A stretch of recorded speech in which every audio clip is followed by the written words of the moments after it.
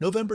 He had joined the Wehrmacht in 1939, convinced, as millions of his countrymen had been convinced, that Germany was fighting for survival, that the war was necessary, that the Führer knew what he was doing. By June of 1944, those certainties had begun to crack, but Klaus still wore his uniform. He still followed orders. He still fought. The American artillery barrage began at dawn. Klaus and his unit, what remained of it, were dug into a hedgerow 3 kilometers inland from Omaha Beach. They had been retreating for a day. The Americans kept coming, waves of them, with tanks, with planes, with more ammunition than Klaus had seen in 4 years of war. The shell landed 6 meters from Klaus's position. He remembered the sound, a whistling descent that ended in a crack of displaced air, a concussion that lifted him and threw him backward. He remembered lying on his back, staring up at the sky. The sky was very blue, incongruously blue. He tried to breathe and couldn't. His chest felt wrong, heavy, compressed. He touched his ribs and his hand came away red. An American medic found him an hour later. That was the first shock. Klaus had expected to be shot. That's what the propaganda said. The Americans were barbaric. They murdered prisoners. They didn't follow the Geneva Convention. But the medic, a boy really maybe 20 years old with a cross on his helmet, knelt beside Klaus and said something in English. Then he opened Klaus's tunic, examined the wound, and began applying pressure. He didn't shoot. He didn't curse. He worked quickly, professionally, like Klaus's wounds mattered. Klaus passed out before he could process the contradiction. When he woke, he was in an American field hospital, a tent, canvas walls, the smell of disinfectant and blood. A doctor was standing over him, checking his pupils with a penlight. The doctor said something to a nurse. The nurse wrote on a clipboard. They moved to the next patient. Klaus lay there, struggling to understand. He was a prisoner. He was wounded. He was being treated. Why? The journey from France to Massachusetts took 3 weeks. Klaus spent most of it unconscious or delirious. The shrapnel in his chest had caused internal bleeding. His right lung kept collapsing. American doctors at the field hospital had stabilized him, but barely. They'd inserted a chest tube, administered blood transfusions, loaded him with sulfa drugs to prevent infection, but they couldn't operate. The facilities weren't adequate. The shrapnel was too deep, too close to major vessels. Moving it required precision, time, equipment that didn't exist in a canvas tent 5 kilometers from the front lines. So they shipped him back, first to England, then across the Atlantic on a hospital ship, then by train to Fort Devens, Massachusetts, where the United States Army maintained a military hospital with a specialized thoracic surgery unit. Klaus woke on the train. Through a window, he saw America for the first time. Farmland, small towns with white churches, children waving at the train. He tried to reconcile what he was seeing with what he'd been told. America was supposed to be weak, decadent, run by Jews and criminals. But the farms looked prosperous. The towns looked clean. The children looked healthy. None of it made sense. At Fort Devens, they carried him on a stretcher into the hospital. The building was brick, 3 stories, with steam heat and electric lights and linoleum floors that gleamed. A nurse, an actual nurse, not a harried medic in a foxhole, took his vitals and spoke to him in broken German. She said the doctors would see him soon. She said he was safe. Klaus didn't believe her. He had been taught that Americans hated Germans, that they would torture prisoners, that a German soldier's duty was to die before surrendering. But the nurse was gentle. The orderly who adjusted his pillow was careful. The doctor who examined him that evening, a colonel with gray hair and wire-rimmed glasses, explained through a translator that Klaus needed surgery, major chest surgery, to remove the shrapnel and repair his lung. When? Klaus asked. Tomorrow morning, the doctor said. We've scheduled you first. Klaus stared at him. But I'm a prisoner. You're a patient, the doctor said. That was the second shock. In Germany, Klaus had seen the wounded, soldiers lying in hallways, waiting days for treatment. Doctors overwhelmed, performing amputations without anesthesia because there wasn't enough ether. Morphine rationed, bandages reused, men dying of treatable infections because there were no antibiotics. Here at Fort Devens, there was abundance. The operating room had tile walls, stainless steel tables, autoclaves for sterilizing instruments. There were bottles of ether, vials of morphine, pints of blood plasma stacked in refrigerators. There were X-ray machines, EKG monitors, oxygen tanks. The Americans had everything. Not just enough, more than enough. Klaus lay on the gurney outside the operating room, waiting. A nurse had shaved his chest. Another had inserted an IV line. The anesthesiologist, Captain Morrison, appeared and explained through a translator what would happen. Klaus would be put to sleep. The surgeons would open his chest. They would remove the shrapnel. They would repair the damage. If all went well, he would wake up in the recovery ward. If all goes well, Klaus repeated. Morrison looked at him. You have a collapsed lung and internal bleeding. The surgery is risky. But if we don't operate, you'll die within a week. Klaus nodded slowly. He had assumed he would die anyway. In a camp somewhere, of infection or malnutrition, or simply because he wasn't worth the resources to save. Why are you doing this? He asked. Morrison didn't answer immediately. He adjusted the IV, checked the flow rate. Finally, he said, because it's our job. The surgery began at 0800 hours. Major Hendricks made the initial incision, a long cut following the curve of Klaus's ribs on the right side. Blood welled up. Nurses sponged it away. Hendricks used a rib spreader to open the chest cavity, metal teeth biting into bone, pulling the ribs apart until the lung was visible. The lung was a mess. Gray tissue, mottled with blood. The shrapnel had created 3 entry wounds. One fragment had lodged near the hilum, where the bronchus and blood vessels entered the lung. Another was embedded in the middle lobe. The third had penetrated the lower lobe and nicked the pulmonary artery. Hendricks worked methodically. He clamped vessels. He excised damaged tissue. He used forceps to extract the first piece of shrapnel, a twisted fragment of steel the size of a fingernail, then the second, then, very carefully, the third. That one required 30 minutes alone. Hendricks had to dissect through lung tissue, avoiding the major bronchi, avoiding the vessels, his hands moving with the precision of a watchmaker. The entire time, Morrison squeezed the bag. Squeeze, release, squeeze, release. In 1944, mechanical ventilators were still experimental. Most hospitals didn't have them. At Fort Devens, they had one, but it was being used for an American soldier who'd been pulled from a burning tank. So Morrison used the manual resuscitator, a simple device, really. A rubber bag connected to an oxygen tank and a face mask. Squeeze the bag, and oxygen flowed into the patient's lungs through an endotracheal tube. Release, and the lungs deflated. Simple in concept. Exhausting in practice. After the first hour, Morrison's hands began to ache. After the second, they were cramping. He tried switching hands, squeezing with his left instead of his right. It helped briefly. Then both hands hurt. A nurse offered to take over. Morrison shook his head. He'd trained for this. He knew the rhythm, the pressure, the subtle adjustments needed when Hendricks manipulated the lung or when Klaus's blood pressure dropped. Switching in the middle of surgery was risky, so Morrison kept going. Squeeze, release, squeeze, release. Across the table, Hendricks was closing. The shrapnel was out. The damaged tissue had been removed. The pulmonary artery had been repaired. Now came the delicate work of suturing the lung itself. Dozens of tiny stitches to seal the tears and prevent air leaks. Then the pleural cavity had to be drained.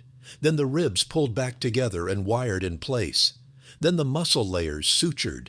Then the skin. By the third hour, Morrison's vision was blurring. His shoulders burned. His forearms felt like lead. But he kept the rhythm.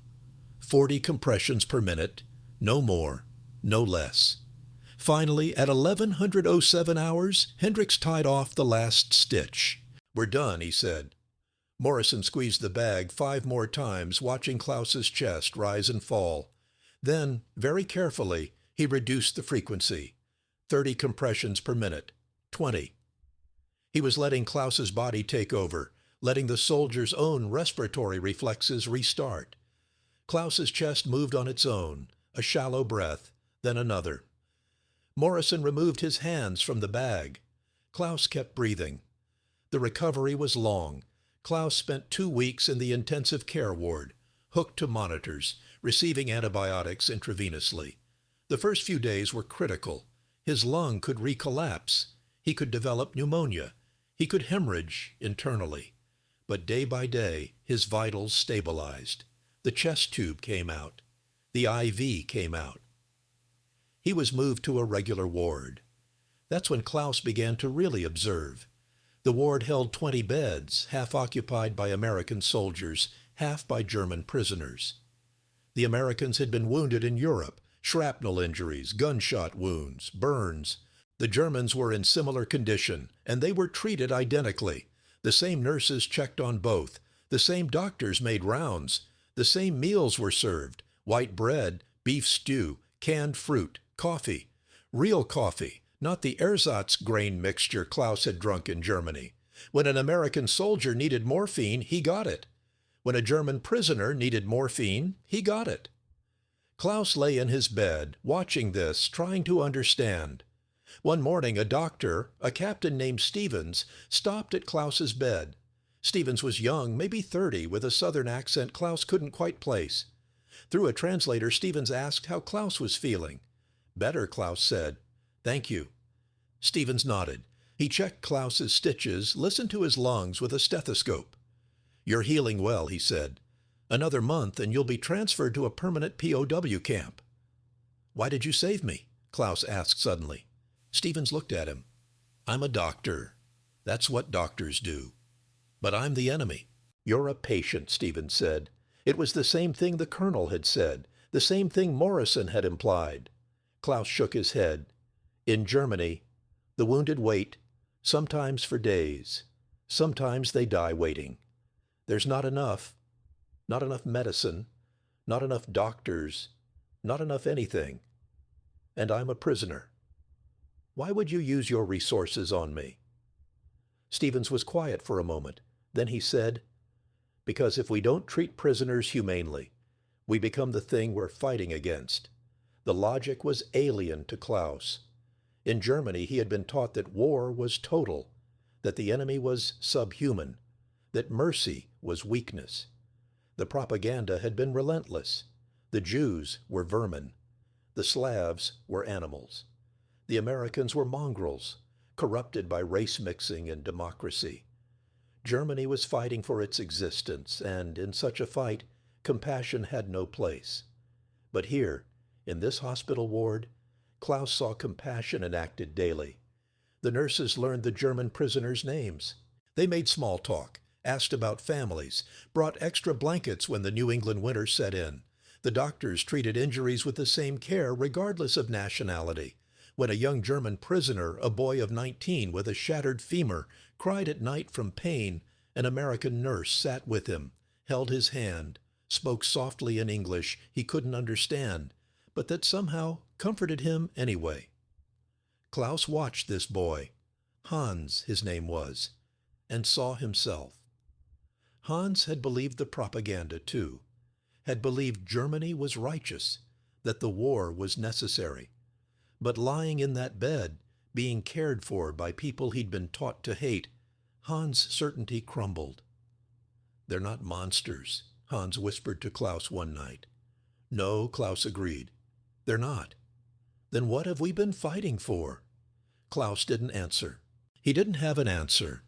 By December, Klaus was walking, short distances at first down the corridor and back, then longer walks, through the hospital past the physical therapy rooms where amputees learned to use prosthetics, past the pharmacy where orderlies counted pills, past the administrative offices where secretaries typed reports.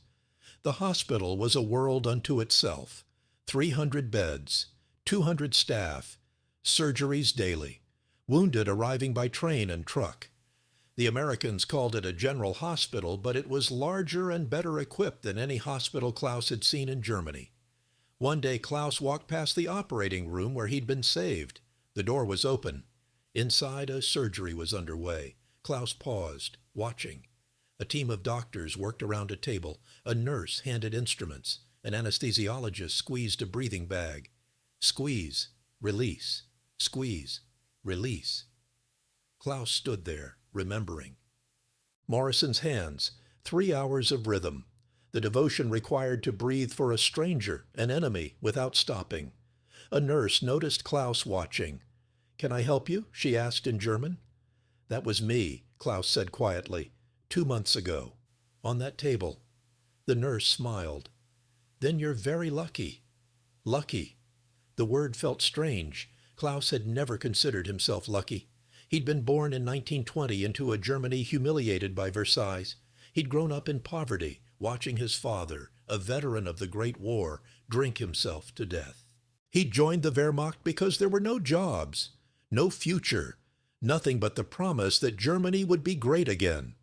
And now, wounded in a war he'd stopped believing in, being saved by doctors from a country he'd been taught to despise, he was lucky. Perhaps he was. In January of 1945, Klaus was transferred to a permanent POW camp in Pennsylvania. The camp held 4,000 German prisoners. They lived in barracks, worked on local farms, ate 3 meals a day. The conditions weren't luxurious, but they were adequate. Clean water, heated buildings, regular medical care. No torture, no starvation, no beatings. Klaus adapted. He worked. He obeyed the rules. But internally, he was changing.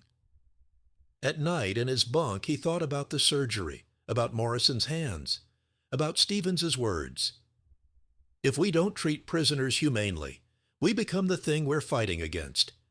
In Germany, humanity had been conditional, reserved for Aryans, for the racially pure, for those deemed worthy by the state. Everyone else was expendable. Klaus had absorbed that ideology without questioning it. It had seemed natural, logical, necessary. But here, humanity was universal. The Americans extended it even to their enemies, even when it cost them resources, time, effort. They saved Klaus not because he was valuable, not because he could provide intelligence, but simply because he was human, and they were doctors. That simple fact upended everything Klaus had believed. The war in Europe ended on May 8, 1945. News reached the POW camp by radio. Germany had surrendered unconditionally. Hitler was dead. The Third Reich was finished. In the barracks, reactions were mixed. Some prisoners celebrated quietly. The war was over. They would go home. Others were despondent. Germany had lost. Everything they'd fought for had been for nothing. A few remained defiant. They insisted Germany had been betrayed, that the surrender was illegitimate, that the Reich would rise again. Klaus felt none of those things. He felt relief. He was alive. He would eventually go home, and he would go home different. Over the following months, as prisoners began the slow process of repatriation, Klaus learned more about what had happened in Germany. The camps, the death camps, Auschwitz, Treblinka, Bergen-Belsen, the industrial murder of millions, Jews, Slavs, Roma, homosexuals, disabled people, anyone deemed unworthy by the regime. Klaus had known vaguely that Jews were being persecuted. He'd seen the Nuremberg laws. He'd witnessed Kristallnacht, but he'd told himself it was just discrimination, just exclusion. He'd accepted the propaganda that Jews were a problem, that removing them from public life was necessary for Germany's recovery. He hadn't known about the extermination. When the truth came out, when the Allies released photographs, when the scale of the Holocaust became undeniable, Klaus felt sick. He'd served that regime. He'd worn its uniform. He'd fought its war. And while he was fighting, millions were being murdered. Klaus was repatriated in November of 1946, 2 years after his surgery. He returned to Germany, or what was left of it. Berlin was rubble. Hamburg was rubble. Dresden, Cologne, Munich, all rubble. The country was divided, occupied by the Allies, its cities shattered, its population traumatized. Klaus went back to his hometown, a small city in Bavaria. His mother was alive. His sister was alive. His father had been dead since 1935, so Klaus never had to explain the war to him. His mother asked what it had been like in America. Better than here, Klaus said honestly. She didn't believe him at first. America was supposed to be the enemy. But Klaus told her about the hospital, about the surgery, about Morrison squeezing the breathing bag for 3 hours, about the nurses who learned prisoners' names, about the doctors who treated wounds without asking nationality. His mother listened, and slowly, her expression changed. "They saved you," she said. "Yes, even though you were the enemy." "Yes." She was quiet for a long time. Then she said, "Maybe we were wrong about them." "We were wrong about a lot of things," Klaus said. Klaus lived the rest of his life in Germany. He married in 1949, had 3 children, worked as a machinist, watched Germany rebuild, slowly, painfully, into something new. The Federal Republic, democratic, peaceful, allied with the very countries it had fought against. He never forgot the surgery. In 1968, a journalist interviewed Klaus for an article about German POWs in America. The journalist asked if Klaus harbored any resentment toward the Americans for defeating Germany. "No," Klaus said. "They saved my life. But you were their enemy, and they were doctors," the journalist pressed. "Don't you think it's strange? They spent hours, resources, effort to save you. You could have been left to die." Klaus thought about Morrison's hands. 3 hours, 180 minutes, 10,800 compressions, all to keep one German soldier breathing. "It's not strange," Klaus said. "It's humanity." Captain James Morrison never spoke publicly about the surgery. He returned to civilian life after the war, practiced anesthesiology in Philadelphia, died in 1983. His family found a box of old papers, commendations, letters, a journal from his time at Fort Devens. In the journal, under the date November 23, 1944, Morrison had written one sentence: 3 hours on the bag today. German POW. He lived. That was all. No reflection on the moral complexity, no commentary on treating the enemy. Just a fact. He'd done his job, and the patient survived. Major Robert Hendricks, the surgeon, continued operating for 30 more years. He performed thousands of thoracic surgeries, saved countless lives, trained dozens of younger doctors. In 1971, a resident asked him about the most difficult case he'd ever handled. Hendricks thought for a moment. "There was a German prisoner in 44, he said. Shrapnel in the lung. Took 3 hours. The anesthesiologist's hands were shaking by the end. "Did he make it?" "He did." "Why'd you operate on a prisoner?" Hendricks looked at the resident like the question was absurd. "Because he needed surgery." The story of Klaus Zimmermann and his surgery at Fort Devens is not unique. Between 1943 and 1946, the United States treated over 400,000 German and Italian POWs on American soil. They were housed in camps across the country, worked on farms and in factories, received medical care, ate regular meals. The Geneva Convention required humane treatment of prisoners, and the United States, by and large, followed those requirements. Not perfectly. There were incidents of abuse, discrimination, mistreatment. But the overall system functioned. Prisoners were prisoners, yes, but they were also human beings. They were fed, clothed, healed.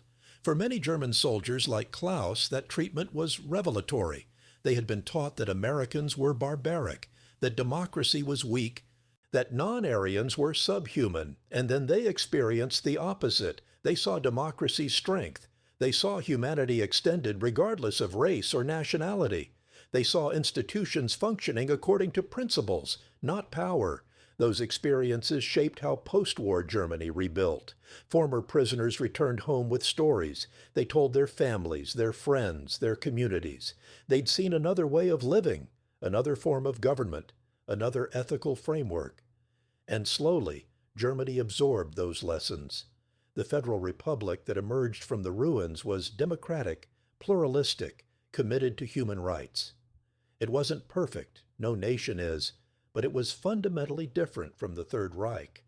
And part of that difference came from men like Klaus, who'd been saved by doctors who treated enemies as patients. There is a photograph in the National Archives. It's black and white, slightly blurred, taken at Fort Devens in December of 1944. The image shows a hospital ward, 2 rows of beds.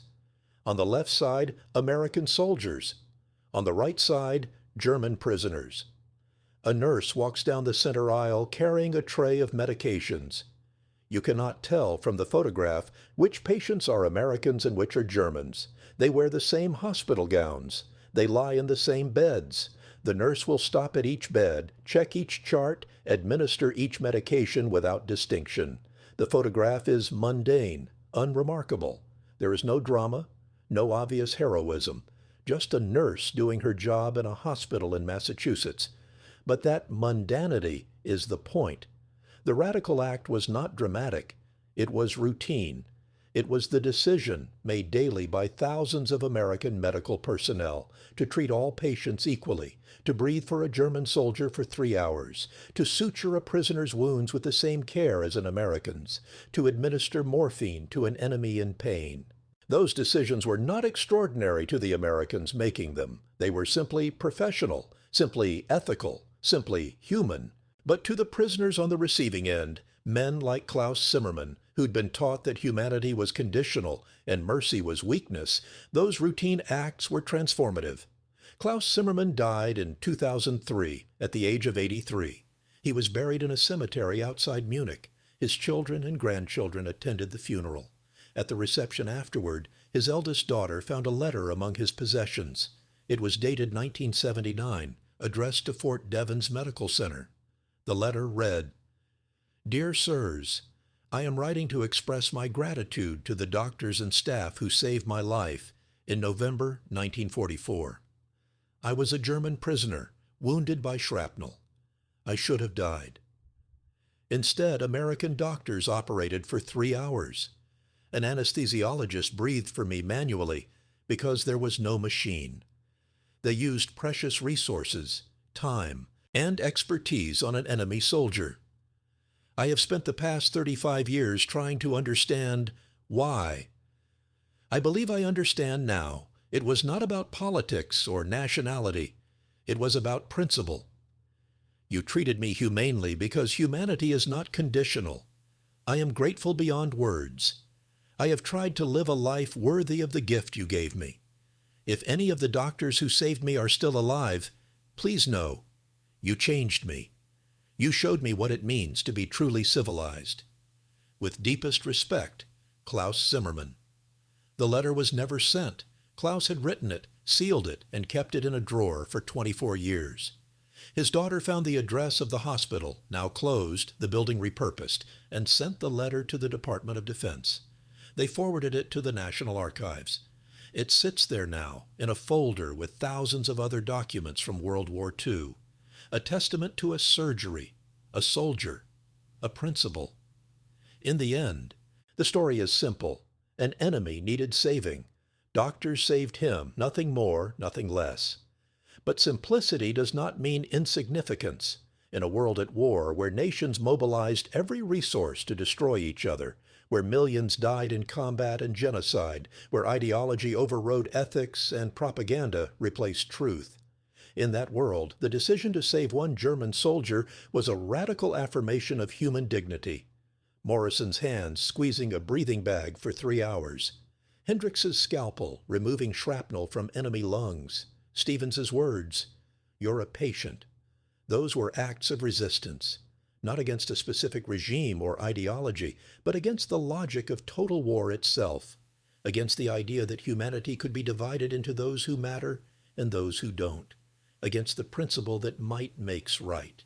The Americans at Fort Devens didn't save Klaus Zimmermann to make a political statement.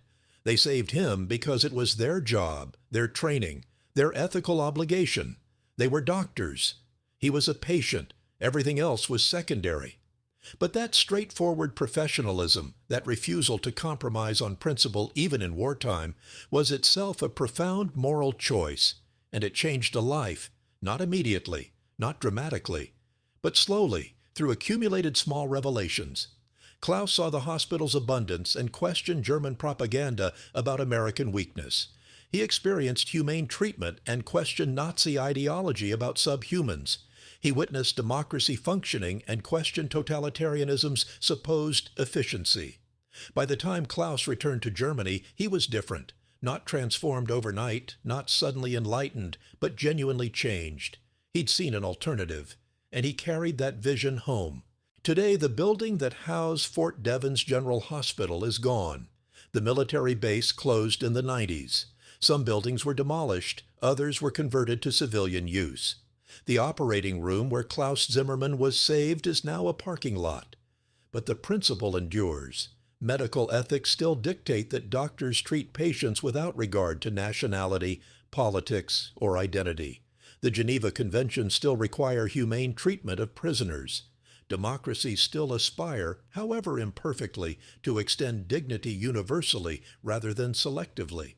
These are not natural laws. They are choices. Choices made daily by individuals who decide that principles matter more than convenience, that humanity is not conditional, that even enemies deserve care.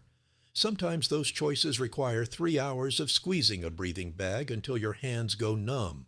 Sometimes they require operating on a patient who 6 months earlier was trying to kill you. Sometimes they require looking at someone who represents everything you're fighting against and saying, "You're a patient." Those are not easy choices. They require discipline, training, commitment to ideals beyond self-interest. But they are the choices that define civilization. Klaus Zimmermann understood that. He spent 60 years trying to live up to the gift he'd been given. Not the gift of life. Anyone can give life. But the gift of principle. The demonstration that humanity could endure even in the midst of inhumanity. That mercy was not weakness, but strength. Morrison's hands, Hendrix's scalpel, Stevens's words, a surgery on a Wednesday in November, an enemy on the operating table, and the decision, simple and profound, to save him.